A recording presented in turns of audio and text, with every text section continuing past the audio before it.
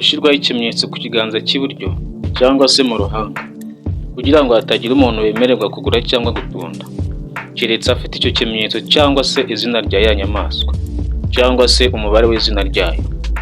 Aha niho ubwenge buri, kuko umubare ari umuntu. Umubare ni 666. Ayo ni amagambo dusanga mu gitabo cy'ibyahishuwe igice cya 13 umurongo wa 16 kugeza ku wa 18. Muri iki kiganiro tugiye kuganira kuri uyu mubare 666. Usanga abantu benshi basobanura uko babyumva, abandi bakabasobanura ku bijyanye n'inyungu z'amadini, abandi bakabasobanura bijyanye n'uburyo bashaka kubyumvamo. Ariko muri kino kiganiro tugiye kuganira dusesengure neza, turebe icyo Bibiliya bivugaho. Ese turi umubare 666, ese ushaka kuvuga iki? Ese ubundi ushaka gusobanura iki? Wayi ikaze muri kino kiganiro. Nitwa Tom, ndagusaba urebe ino video irinde irangira kugira ngo usobanukirwe neza. Wayi ikaze. Ubundi uyu mubare 666 ni umubare wagiye ugarukaho cyane, cyangwa se abantu benshi bitayeho cyane, wanditse muri Bibiliya. Hari aho usanga abandi bavuga ko uyu mubare ari ikimenyetso kiranga antikirisme uvugwa muri Bibiliya. Abandi ugasanga bavuga ko cyaba ari nk'ikimenyetso bazashyira nk'umuntu ku ngufu, wenda se ari nk'ikintu bamushushanyaho, cyangwa se ari nk'akuma wenda bashobora gushyiraho mu mubiri we, wenda se akaba karimo nk'imibare cyangwa se ikoranabuhanga wenda gishobora kwerekana cyangwa se ishobora kubereka ko ari umugaragu w'iyo nyamaswa. Akaba ari naho bahereyeho babihuza n'izi microchips ziriya bavuga ko bazajya bashyira mu muntu ubundi zikajya zerekana ibintu umuntu bimwerekeyeho byose. Hariho kandi n'abavuga ko uriya mubare 666 ari ikimenyetso cy'abapapa b'abagatulika. Kugira ngo rero babone cyangwa se bagere ku mubare 666, bafata izina ry'icyubahiro bajya biyitira papa, ariryo Vicarius Filii, cyangwa se bivuze ngo uhagarariye umwana w'Imana. Ayo magambo rero bashimbuje imibare y'ikiromani bakayicurikiranaho gato tihinduka 666. N'abandi bavuga yuko iyo babikoze gutyo bahita babona izina ryo mu Kilatini. Abandi nabo hari abasanga bavuga ko izina Cesar Nero iyo ryanditswe mu Giheburayo naryo hari ukuntu barihuza n'imibare y'ikiromani rikavamo 666.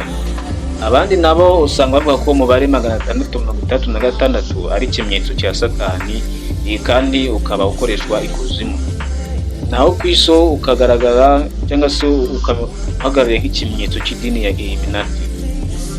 Uyu munsi rero tugiye gusesengura turebe neza, tutagendeye kuri ibi ngibi abantu bose bagenda batekereza ko ari byo, abandi batekereza wenda bijyanye n'imyemerere yabo, cyangwa se abandi bitewe n'ukuntu bagiye babyumva. Uyu munsi tugiye kureba icyo inyandiko zibivugaho, turebe se uko abahanga bagiye babivugaho ku bijyanye n'uyu mubare 666, kandi ntabwo turi bujye kure ya Bibiliya, nayo turareba icyo ibivugaho.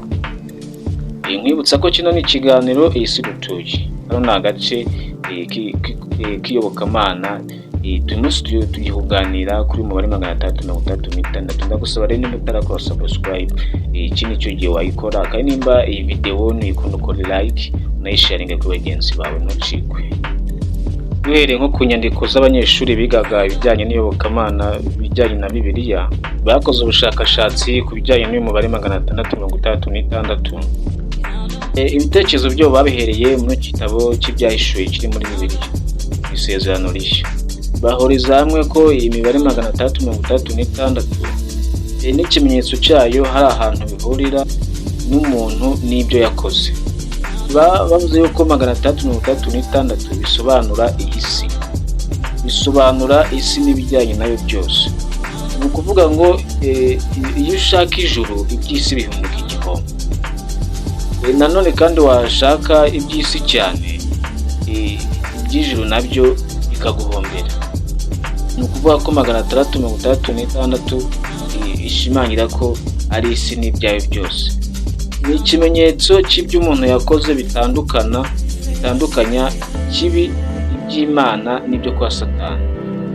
Ni ukuvuga ko muri iyo mibare 666 uko ari 3 ifite ikisobanura ku bikorwa bya muntu, ibyo umuntu yakoze kugira ngo bitandukanye Imana na Satani. Na gatandatu ya mbere bayisobanura ko ihagarariye uburenganzira bw'idini, ikora ibibi ikayoborwa na Satani. Gatandatu ya kabiri igasobanura ubutegetsi bw'ikinyoma bwo muri iyi si, naho gatandatu ya nyuma igasobanura kwigwizaho ubukungu bw'umuntu. Tugendeye kuri bano banyeshuri bakoze ubushakashatsi bigaga ibya Bibiliya, bigaragara ko uyu mubare 636 usobanuye iby'isi ni ibikorwa byose umuntu akorera muri iyi si. Igitabo cya Yohana rero yari wanditse ibyahishuwe. Iyo dusomye dusangamo imirongo igiye ivugamo isi inshuro 6. Ni ukuvuga ko umubare 6 ushaka usobanuye isi mu byahishuwe. Ikindi kimenyetso bagaragaza ko umubare 6 wa mbere usobanura isi ni uburyo ugarukaho cyane ku bijyanye n'umwami Salomo. Nyuma y'uko yabaye umwami wa Isiraheli na nyuma y'urupfu rwa se Dawidi, kandi yabaye umukungu kubera ko yahabwaga n'imisoro y'Abayisiraheli, kandi iyo misoro yabaga ari zahabu gusa. Byatumye rero abo umukire ukomeye cyane wo muri icyo gihe. Yakiraga rero amatalenti 666. Iyo mibare yemejwe n'Abayahudi. Hanyuma uretse Salomo hari n'abandi bantu 3 b'ingenzi bavugwa muri Bibiliya bafite aho bahurira n'umubare 666. Goliyati urwanye na Dawidi yari afite uburebure bungana na karubiti 6 ndetse n'uduce twa rumero 6. N'icumu yari afite ryari rifite agaciro k'amafaranga 600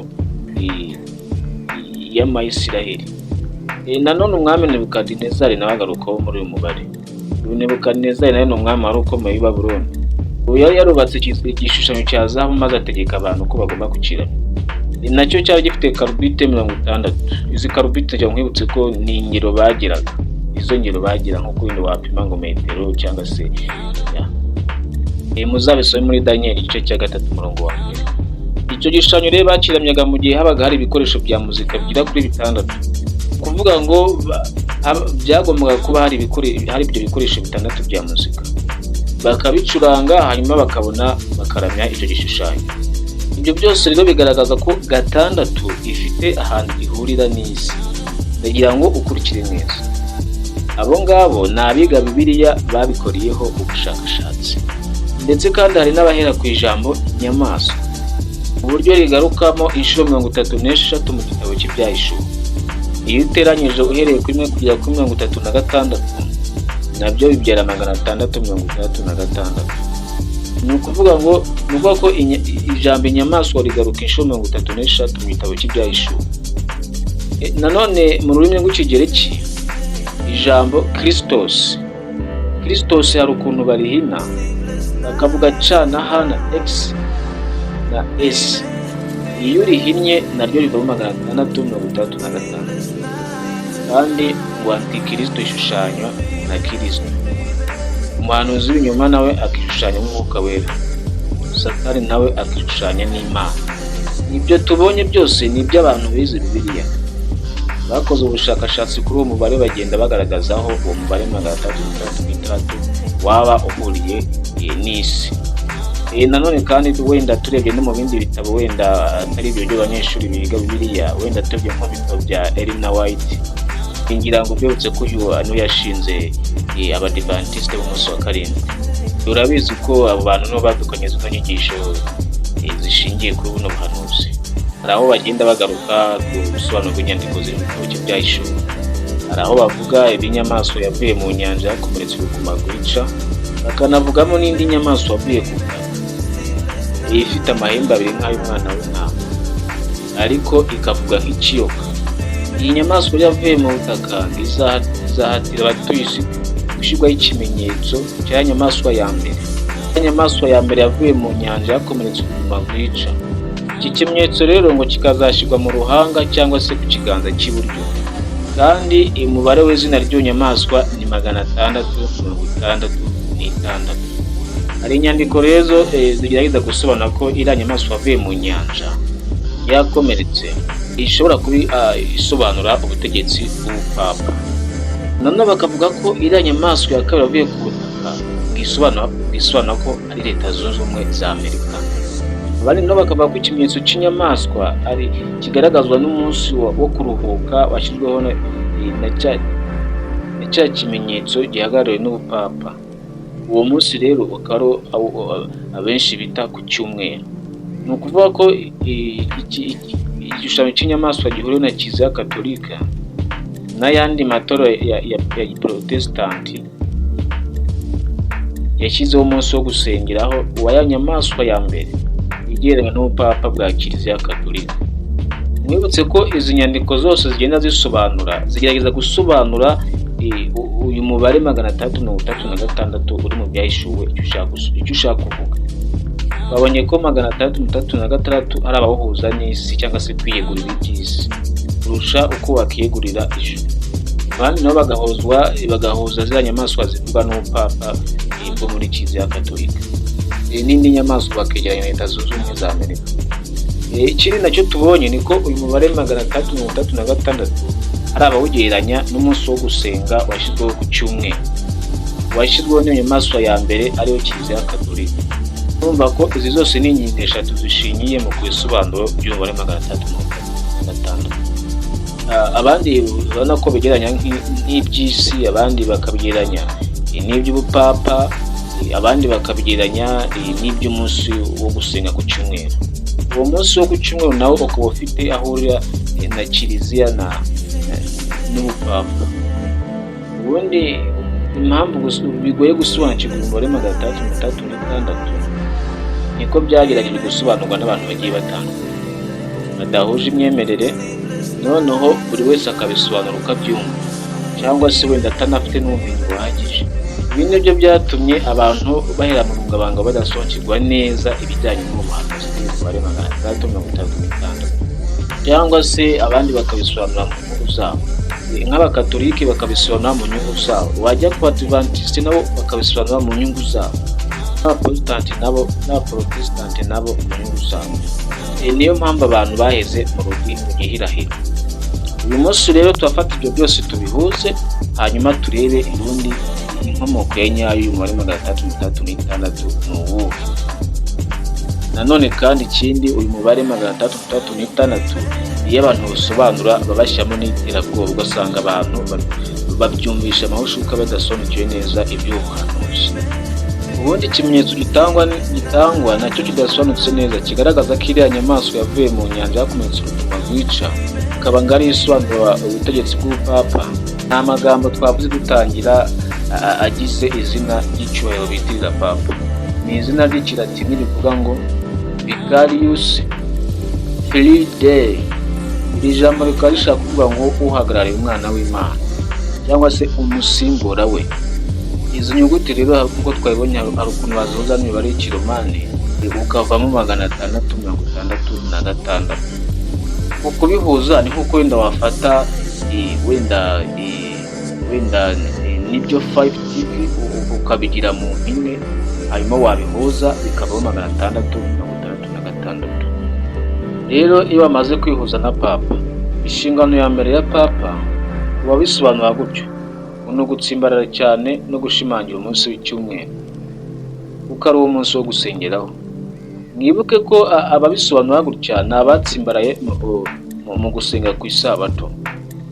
Urebye neza cyangwa se muri make, iki kimenyetso ku Badiventiste ni papa, ni inshingano ze zo guhagarara ku munsi w'icyumweru, ndetse ko n'igihe ngo kizagera abantu bose bagasenga ku munsi w'icyumweru, ndetse umuntu usenga kuri uwo munsi wese agashyirwaho ikimenyetso mu ruhanga cyangwa ku kiganza cy'iburyo. Gusa gushyirwa mu ruhanga ntabwo ari ukwandika mu gahanga, ahubwo bavuga ko icyo kimenyetso kizashyirwa mu bitekerezo, bivuze nyine kwemera gusenga ku cyumweru. Umuntu akareka gusenga ku isabato cyangwa se no ku yindi minsi, ubundi agasenga ku cyumweru. Naho iyo bavuze gushyirwa ku kiganza cy'iburyo, bivuze ngo bizashyirwa no mu bikorwa, ntabwo bivuze ngo ni ugushushanya cyangwa se gushushanya mu kiganza cy'iburyo. Iyo bavuze ku kiganza cy'iburyo ni mu bikorwa, bavuga ku gahanga ni mu bitekerezo.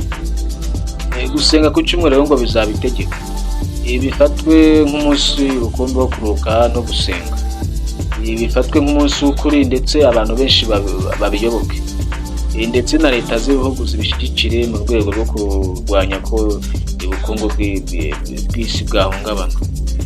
Mwibuke ko abantu basobanura gutya cyangwa se abantu babisobanura mu buryo ni abantu bazanye isabato.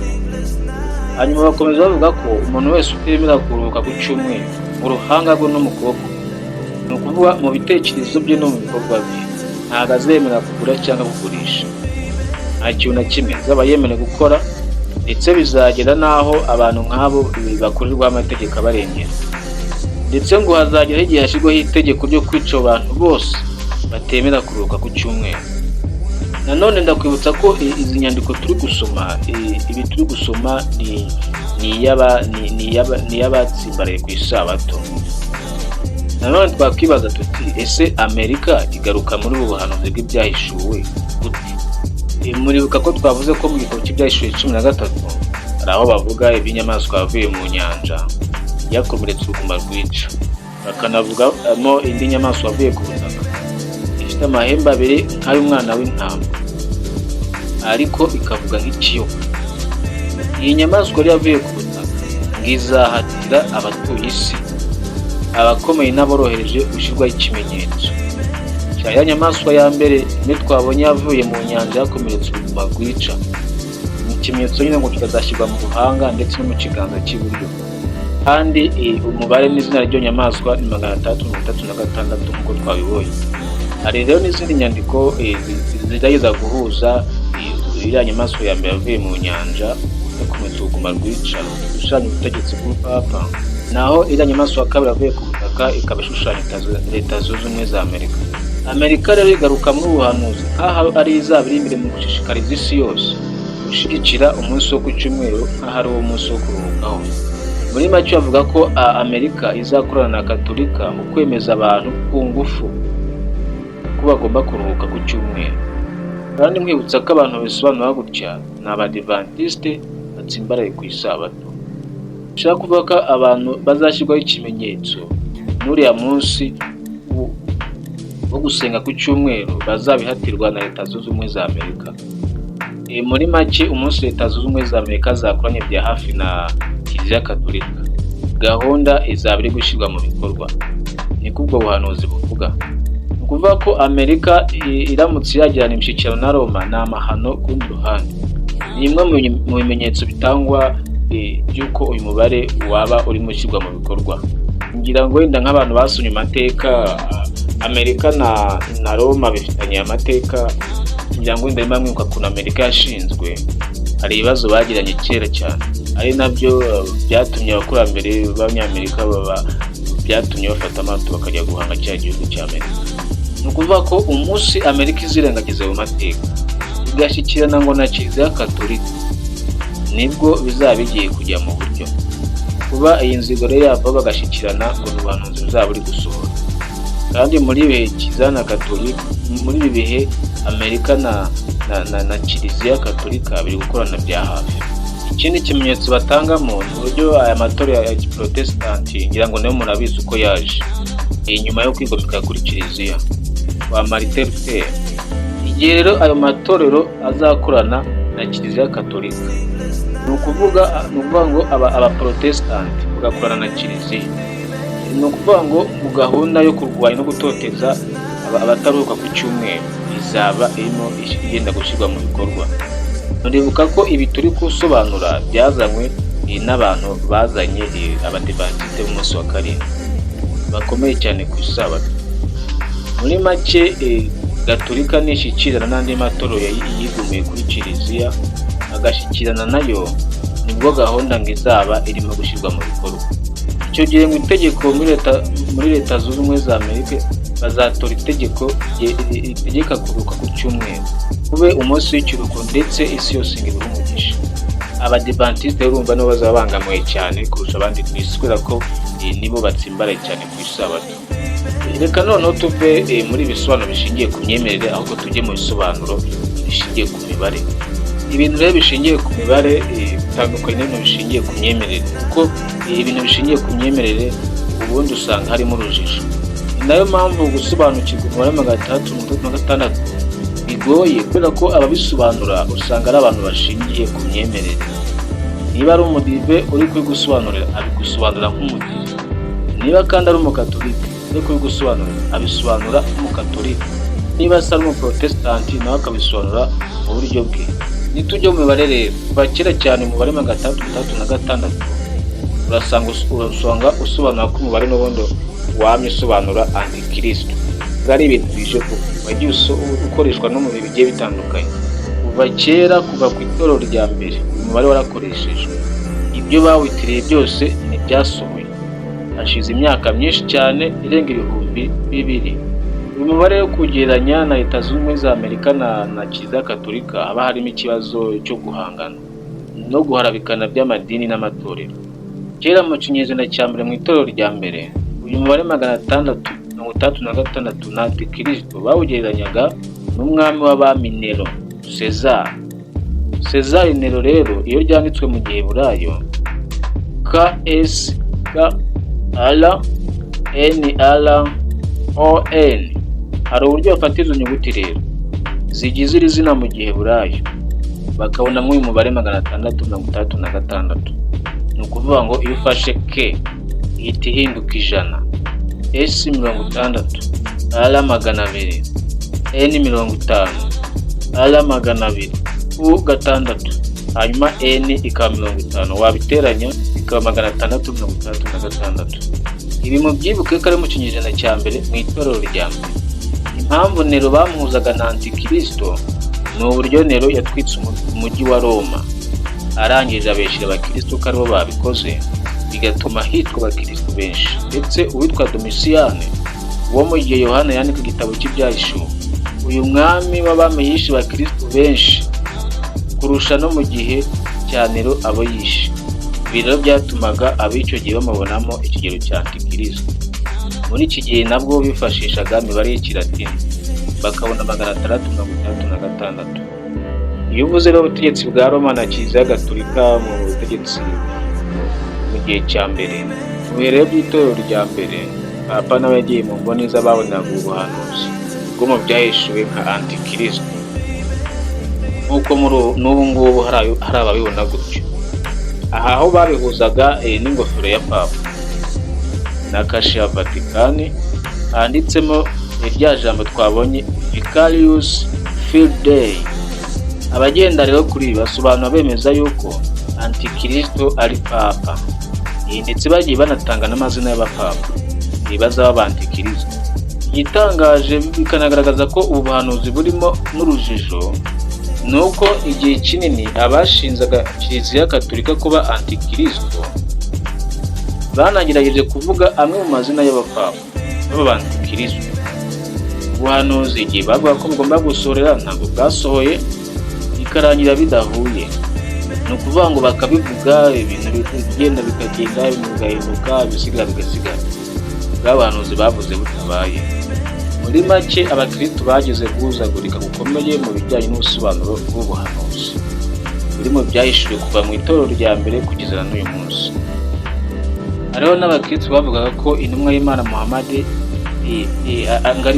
ngari antikristo, nk'uko ubu ngubu bari kuvuga ko Papa Francis ari antikristo. Kera intumwa y'Imana Muhammad, Imana Muhammad n'imigisha ngo iza, abakristo bavugaga ko haje antikristo, bavuga ko ngo abayisilamu ari bagiye kuzarangiza isi. Mu bihe bya reforme, abagatolika babonaga Martin Luther watumye habaho abaprotesitanti ndetse n'abagenzi bakoranaga babonaga ko ari bo antikristo. Hariho n'igihe Kiliziya yise Martin Luther ndetse n'abagenzi be ko ari antikristo, bavuga ko aba baprotesitanti bose ari antikristo. Nuko Kiliziya Gatolika nawe yigeze kubivuga. Abaprotesitanti nabo bakemeza ko Kiliziya na Papa ari bo antikristo. Nyuma noneho biva mu iyobokamana bijya muri politiki, ari nabwo noneho bavuga ko Napoleon wa gatatu ari antikristo. Nyuma biza gukomereza kuri Hitler nawe bamwise antikristo, dore ko izina Hitler naryo ari ukuntu ushobora kurikuramo 666 ukurikije amabiri twabonye imbere. Mu bihe byose rero hagiye habaho ibikorwa by'uko antikristo yaba yaramaze kuvuka, kugeza n'ubu hari ababivuga gutyo, uretse ko abasobanuzi benshi ba Bibiliya bavuga ko antikristo ari ubwami bwa Roma, ngo buzongera bukagira imbaraga bukazuka, ngo bakongera bagategeka isi, bavuga imvugo y'uko ngo ari Nero uzaba wongeye akazuka. Ariko nanone turebye abakristo cyangwa se ubukristo baheze mu gihirahiro kuva kera, bitana ba mwana, bitana ba antikristo, abakristo bakita abasilamu antikristo, katolike nayo ikita Luteri antikristo, Luteri nawe akita katolike antikristo. Ni ukuvuga ko kino kimenyetso cy'umubare 666 cyaba gifite ubusobanuro bwa nyabwo. Ni ukuvuga ko kugira ngo umuntu abisobanukirwe cyangwa se kugira ngo umuntu abisobanure ni ibintu bihabanye cyane, kubera ko buri muntu wese abyita uwo bahanganye cyangwa se uwo batari ku ruhande rumwe mu iyobokamana. Bivuga ko rero kuba baravuze ngo 666 babikoze ari nko gushimangira. Bivuga ko uyu mubare wasubiwemo inshuro 3 mu buryo bwo gutsindagira cyangwa se mu buryo bwo gutsindagira. Hari igihe Bibiliya isubiramo ikintu inshuro 3 mu buryo bwo kugitsindagira. Bityo rero izina 666 itsindagiza ko Imana ibona ubutegetsi bw'abantu bwananiwe kugera ku ntego. Ubwo butegetsi bwananiwe kuzana amahoro n'umutekano birambye. Bikaba bivuga ko ubwami bw'Imana aribwo bwonyine buzabishobora. Muri make inkomoko ya nyayo uyu mubare 666 ikaba ihera mu mwaka wa 64 mu kinyejana cya mbere, mu bihe by'itorero rya mbere, ubwo abakristo ba mbere bari batangiye gukorerwa itotezo n'umwami w'abami Cesar Nero utaremeraga inyigisho nshya za Yesu Kristo zari zitangiye gutangwa n'abamuyobotse. Uku kuyoboka Yesu rero bitanijije umwami w'abami Cesar, maze agatangira kubatoteza no kubahiga kubera ko bari badukanye inyigisho nshya zitamenyerewe. Icyo gihe rero barabahize, barabica, babahegeraga ko bazanye ubundi buryo budasanzwe bwo gusenga, ibintu batari bamenyereye, noneho kandi ugasanga biri gukurura abantu benshi, bikarangaza abantu, bigatuma gahunda y'igihugu idakorwa. Kujya mubona ko na leta ibonye ibangamiye gahunda z'igihugu, ushobora kujya mu hantu rwose bakaba banagufunga cyangwa se ikindi cyatumye Nero atangira guhiga abakristo ni amakuru y'ibihuha bivuga ko ngo abantu basenga mu buryo budasanzwe, ndetse ngo barya n'abantu bakanywa n'amaraso yabo. Ababwiraga Nero ayo makuru y'ibihuha yuko ngo abakristo barya inyama z'abantu bakanywa n'amaraso, babaga bashingiye kuri inyigisho ya Yesu. Yagize ati, mwakire murye, uyu ni umubiri wanjye, nimwakire munywe, aya ni amaraso yanjye, ibi mujye mubikora munyibuka. Nero rero barayimubwiraga gasara, kumva abantu barya abantu bakanywa n'amaraso ni ukubahigira kubamara.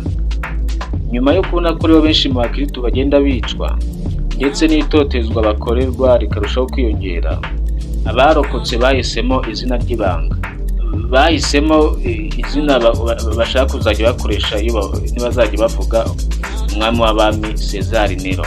Abarokotse rero batinya kuvuga izina ry'umwami ngo bavuge Cesar Nero, ahubwo bakoresheje isiri, bakoresheje kuzimiza. Bajya kuvuga Nero bakavuga 666, bakavuga bati 666 atumereye nabi.